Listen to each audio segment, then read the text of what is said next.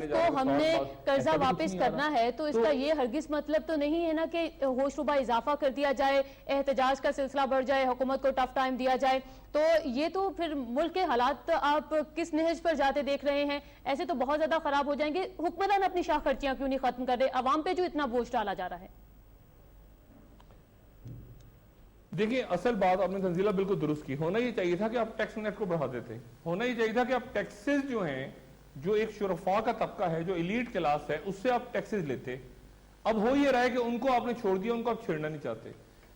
جو لوگ ٹیکس چوری کر رہے ہیں، اتنے ہزار لاکھوں لوگ پاکستان میں ٹیکس ہی نہیں دے رہے. بڑے بڑے سیاستدان، بڑے بڑے بیوروکریٹ، بڑے بڑے ریٹائرڈ جنرلز، بڑے بڑے انڈسٹریلسٹ، وہ ٹیکس ہی نہیں دے رہے.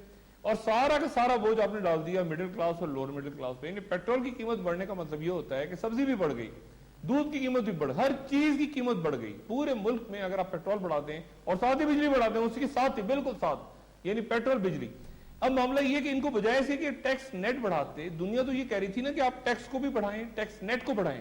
ٹیکس نہ بڑھائیں، ٹیکس نیٹ کو بڑھائیں، یعنی زیادہ لوگوں کو اس نیٹ میں لے کر آتے ہیں. وہ تو ہوا نہیں، وہ تو ہو ہی نہیں سکتا.